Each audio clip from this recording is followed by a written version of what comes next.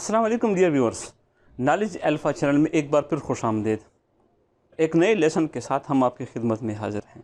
हमारा मकसद मयारी तालीम घर घर तक पहुंचाना है और घर बैठे मयारी तालीम सबको मुहैया करना है। अगर आप अभी तक इस चैनल के सब्सक्राइबर नहीं बने तो प्लीज़ इस चैनल को सब्सक्राइब ज़रूर कीजिएगा ताकि आप हमारे आने वाली वीडियो से बर वक्त बाखबर रह सकें, क्योंकि इस चैनल में एजुकेशन एक्सपर्ट से आपको मुख्तलिफ़ सब्जेक्ट्स सीखने का मौका मिलेगा। और हाँ, अगर आपको किसी टॉपिक की समझ नहीं आई तो कमेंट सेक्शन में वो टॉपिक, वो मसला बयान कर दीजिए।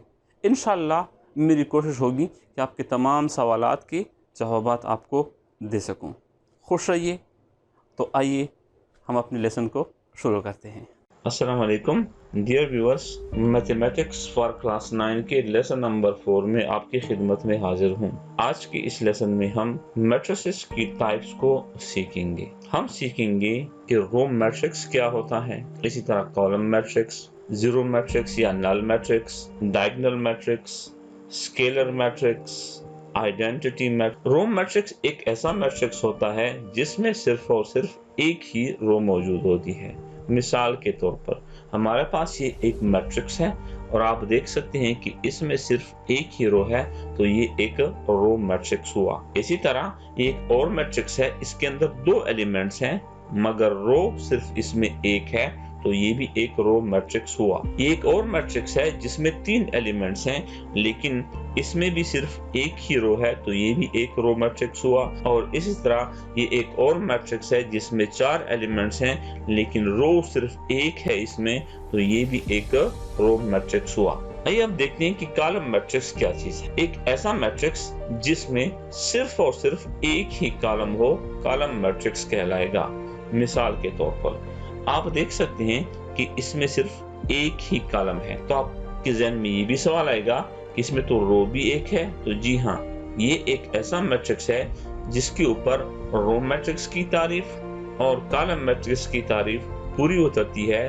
तो ये वाला मैट्रिक्स बैक वक्त एक रो मैट्रिक्स भी है और कॉलम मैट्रिक्स भी है। लेकिन अगर आप इस मैट्रिक्स को देख लें, इसके रो दो हैं और कॉलम एक, तो ये एक कॉलम मैट्रिक्स हुआ, क्योंकि कॉलम मैट्रिक्स की तारीफ के मुताबिक एक ऐसा मैट्रिक्स जिसमें सिर्फ और सिर्फ एक ही कॉलम मौजूद हो तो कॉलम मैट्रिक्स कहलाएगा। इसी तरह आप इस मैट्रिक्स को देख लें, इसके अंदर रो 3 है और कॉलम 1 है, तो तारीफ की रूह से ये भी एक कॉलम मैट्रिक्स है। इसी तरह अगर आप इस मैट्रिक्स को देख लें, इसके अंदर रोज 4 हैं और कॉलम सिर्फ और सिर्फ एक है, तो तारीफ के रूह से ये भी एक कॉलम मैट्रिक्स हुआ। आइए हम देखते हैं कि जीरो या नल मैट्रिक्स किसे कहते हैं। तो याद रखिएगा कि एक ऐसा मैट्रिक्स जिसके अंदर तमाम के तमाम एलिमेंट्स जीरो हों तो उसको जीरो मैट्रिक्स कहते हैं और नल मैट्रिक्स भी उसको कहा जाता है। जीरो मैट्रिक्स को उमूमन ओ से जाहिर किया जाता है। मिसाल के तौर पर हमारे पास ये एक मैट्रिक्स है और इसके अंदर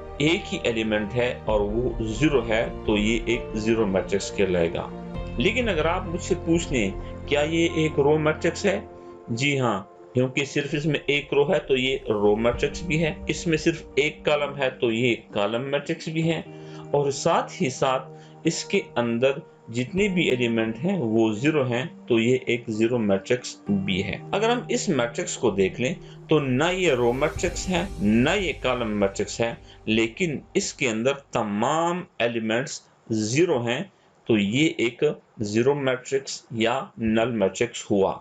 इसको जाहिर करने के लिए हम O लिखते हैं, O इज इक्वल टू ये वाला मैट्रिक्स। अगर आप इस मैट्रिक्स को देख लें, इसके अंदर तमाम के तमाम एलिमेंट्स जीरो हैं, तो ये सिर्फ जीरो मैट्रिक्स या नल मैट्रिक्स है, ना ही ये रो मैट्रिक्स है और ना ही ये कॉलम मैट्रिक्स है।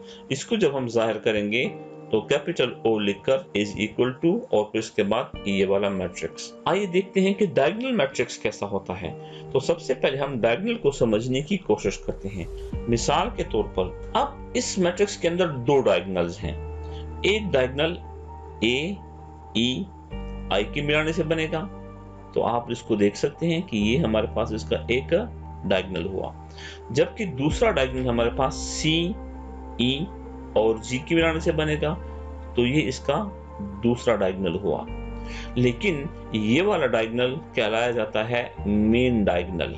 तो आइए जरा हम इसकी तारीफ देखते हैं कि डायगोनल मैट्रिक्स कैसा मैट्रिक्स होगा स्क्वायर मैट्रिक्स। याद रखना कि डायगोनल मैट्रिक्स के लिए शर्त है कि वो स्क्वायर मैट्रिक्स होगा, और आपको पता है कि स्क्वायर मैट्रिक्स एक ऐसा मैट्रिक्स होता है जिसमें नंबर ऑफ रोज और नंबर ऑफ कॉलम्स आपस में बराबर होते हैं।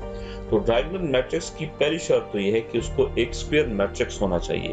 दूसरी शर्त कि उसके मेन डायगोनल में एलिमेंट्स 0 के अलावा हों, बाकी तमाम एलिमेंट 0 हों। Point to be noted, main diagonal के एलिमेंट 0 ना हों, इसके अलावा जितने भी एलिमेंट्स हों वो 0 हों, तो ऐसा मैट्रिक्स डायगोनल मैट्रिक्स कहलाएगा। मिसाल के तौर पर ये एक मैट्रिक्स है, तो हम इसके डायगोनल को देखते हैं। और कौन सा डायगोनल? Main diagonal. जिस तरह मैं आपको बता चुका हूं कि ये वाला इसका मेन डायगोनल कहलाता है। तो आप देख सकते हैं कि मेन डायगोनल में जो एलिमेंट है वो 0 नहीं है, इसके अलावा जितने भी एलिमेंट हैं वो 0 हैं, तो ये एक डायगोनल मैट्रिक्स कहलाएगा। एक और एग्जांपल देखते हैं। तो सबसे पहले देख लेते हैं कि ये एक स्क्वायर मैट्रिक्स है। जी हाँ, इसमें नंबर ऑफ रोज 3 और नंबर ऑफ कॉलम्स 3, तो ये एक स्क्वायर मैट्रिक्स हुआ। अब दूसरी शर्त कि हम इसके मेन डायगोनल को देखना है, और ये इसका मेन डायगोनल है। और आप देख सकते हैं कि इसके मेन डायगोनल में जो एलिमेंट है वो 0 के अलावा हैं। इसके अलावा आप जितने भी एलिमेंट्स देखेंगे वो तमाम के तमाम 0 हैं। तो इस तरह ये भी एक डायगोनल मैट्रिक्स हुआ। तो स्केलर मैट्रिक्स फिर क्या होगा? तो स्केलर मैट्रिक्स भी एक स्क्वायर मैट्रिक्स होगा, और इसके मेन डायगोनल में जितने भी एलिमेंट्स होंगे वो इक्वल होंगे, और इसके अलावा तमाम एलिमेंट्स 0 होंगे। इसकी दूसरी तारीफ ये भी है कि एक डायगोनल मैट्रिक्स जिसमें सेम मेन डायगोनल एलिमेंट्स मौजूद हों। मिसाल के तौर पर ये हमारे पास एक मैट्रिक्स है, तो सबसे पहली कंडीशन कि क्या ये स्क्वायर मैट्रिक्स है? जी हाँ, ये स्क्वायर मैट्रिक्स है, क्योंकि इसमें नंबर ऑफ रोज और नंबर ऑफ कॉलम बराबर। नंबर 2, आप इसके मेन डायगोनल को देख लें। जब हम इस मेन डायगोनल को देख लिया तो 0 के अलावा एलिमेंट्स, तो ये डायगोनल मैट्रिक्स भी हुआ। लेकिन मजीद जब हमने इसके मेन डायगोनल में एलिमेंट्स को देखा, वो दोनों एलिमेंट्स बिल्कुल सेम हैं। तो इसका मतलब क्या हुआ कि ये डायगोनल मैट्रिक्स भी है, लेकिन डायगोनल मैट्रिक्स की एक स्पेशल फॉर्म है जिसको हम कहते हैं स्केलर मैट्रिक्स। इस कंसेप्ट को मजीद समझने एक और एग्जांपल की मदद से, ये हमारे पास एक और स्क्वायर मैट्रिक्स है। आप इसके मेन डायगोनल को देख लें तो मेन डायगोनल में आपको 7 7 7 नजर आए। तो डायगोनल मैट्रिक्स की तारीफ के मुताबिक एक ऐसा मैट्रिक्स जिसके मेन डायगोनल में 0 के अलावा एलिमेंट हो, तो वो एक डायगोनल मैट्रिक्स कहलाता है। जी हाँ, ये एक डायगोनल मैट्रिक्स तो हुआ, लेकिन डायगोनल मैट्रिक्स की एक स्पेशल फॉर्म है जिसको हम कहते हैं स्केलर मैट्रिक्स। इसकी तारीफ यूं है कि आपको इसके डायगोनल में तमाम के तमाम सेम एलिमेंट नजर आएंगे। जिस तरह हम देख रहे हैं कि यहाँ पर भी 7 है, यहाँ पर भी 7 है और यहाँ पर भी 7 है। आइए एक और मजीद एग्जांपल देखते हैं। ये एक स्क्वायर मैट्रिक्स है और डायगोनल मैट्रिक्स भी है, लेकिन जब हम इसके डायगोनल को देखते हैं तो इसके डायगोनल में हमें सेम एलिमेंट नजर आते हैं, तो ये एक स्केलर मैट्रिक्स कहलाएगा। तो आपने कंफ्यूज नहीं होना। डायगोनल मैट्रिक्स एक ऐसा मैट्रिक्स होता है जिसके मेन डायगोनल में एलिमेंट 0 के अलावा होते हैं। लेकिन अगर आप जब उस मैट्रिक्स को देखेंगे और आपको नजर आए कि तमाम के तमाम एलिमेंट सेम हैं, तो ये एक स्पेशल किस्म बन जाएगी डायगोनल मैट्रिक्स की, और इसका नाम होगा स्केलर मैट्रिक्स। आइए हम देखते हैं आइडेंटिटी मैट्रिक्स को।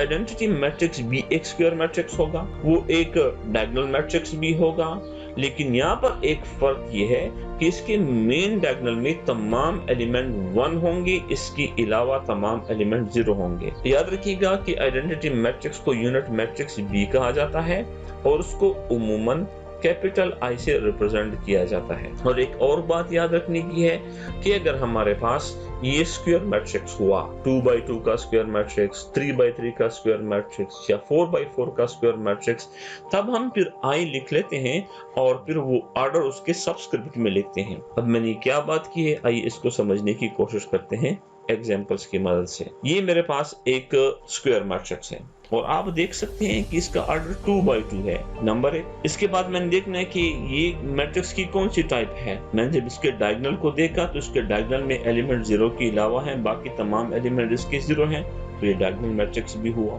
इसके बाद अगर कोई मुझसे पूछे कि फिर ये कौन सी टाइप है, तो हमने आइडेंटिटी मैट्रिक्स ये डेफिनेशन पढ़ी है कि आप इसके मेन डायगोनल में देख लें, अगर आपको सिर्फ 1 नजर आ जाए तो आप इस वक्त इसको स्केलर मैट्रिक्स मत कहिएगा। स्केलर मैट्रिक्स की तारीफ ये है कि यहाँ पर तमाम के तमाम एलिमेंट्स बराबर हों। अगर इसके एलिमेंट्स b बराबर हैं, दोनों 1 हैं, लेकिन मैट्रिक्स इसकी स्पेशल किस्म बन गई है, इसको कहा जाता है आइडेंटिटी मैट्रिक्स। क्योंकि यहाँ पर इसके मेन डायगोनल में दोनों 1 हैं, तो ये एक आइडेंटिटी मैट्रिक्स कहलाएगा। अब इस 2 का मतलब क्या है? क्योंकि ये एक स्क्वायर मैट्रिक्स है और इसका ऑर्डर है 2 by 2, तो इसलिए हमने इसके सबस्क्रिप्ट में 2 लिख दिया। आइए एक और एग्जांपल देखते हैं। ये मेरे पास एक स्क्वायर मैट्रिक्स है और सबसे पहले हम इसका देखते हैं ऑर्डर। इसका ऑर्डर है भाई 3 by 3, तो इसलिए हमने यहाँ पर i के साथ यहाँ पर सबस्क्रिप्ट में 3 लिख दिया। फिर जब हमने इसके मेन डायगोनल को देखा, इसके मेन डायगोनल में हमें 1 नजर आया।